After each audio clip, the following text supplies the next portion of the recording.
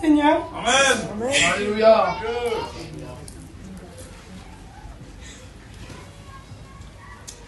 J'ai été élevée dans une famille chrétienne. Amen. Mais mon grand-père, c'était un pasteur. Alléluia. Et il m'a toujours élevée dans les choses de Dieu. Oh, J'ai toujours Dieu. été à La Réunion. Amen. Et puis, j'ai toujours suivi le Seigneur, mais c'est pas pour autant que j'étais une chrétienne. J'allais toujours à La Réunion, mais ça changeait rien à ma vie. Je voulais pas du Seigneur réellement dans mon cœur. Et puis, avant qu'il parte auprès de Dieu, j'ai rencontré Dieu. J'ai donné mon cœur à Dieu. Et quand il est parti, vraiment, ça a été une épreuve très dure pour moi.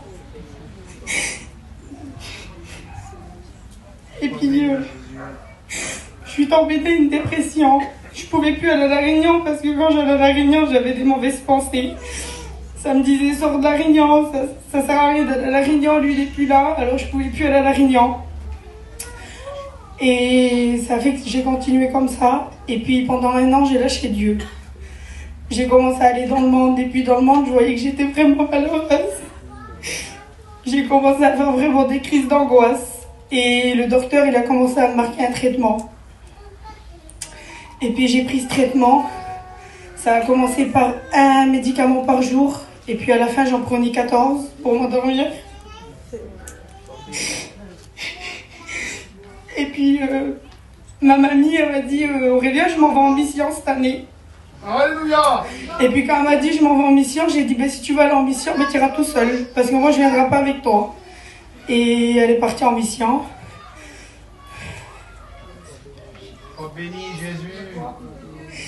Et quand elle est partie en mission, là, ma dépression, elle a commencé à être encore plus grande.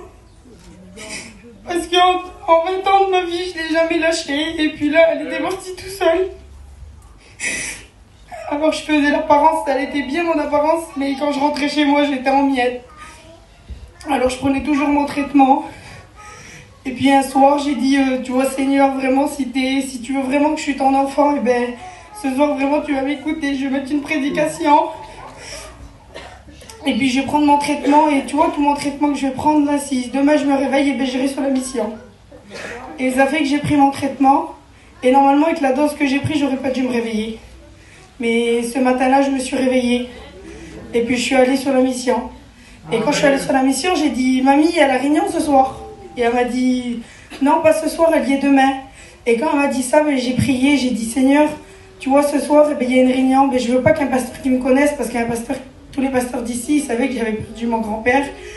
Et ils savaient ma douleur que j'avais dans mon cœur, et moi, je voulais pas un pasteur d'ici. Et puis ça fait que le lendemain, c'était le pasteur Minus qui a fait la réunion, et il était de Rouen. Et puis le lendemain, je suis allée en dessous de la toile, c'était d'une femme, je ne la connaissais pas. Et puis il y a Vanessa qui est venue nous visiter. Et quand elle est venue nous visiter, elle a dit son témoignage. Et moi j'étais vraiment angoissée ce soir-là, mais personne ne le savait avec moi.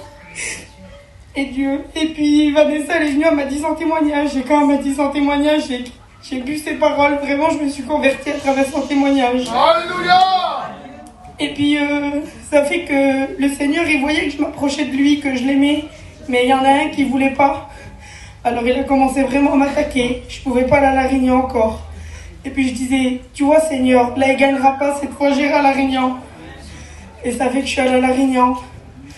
Et même quand je suis allée à La Réunion, vraiment, il a commencé vraiment à m'attaquer. Mais vraiment, c'était trop pour moi.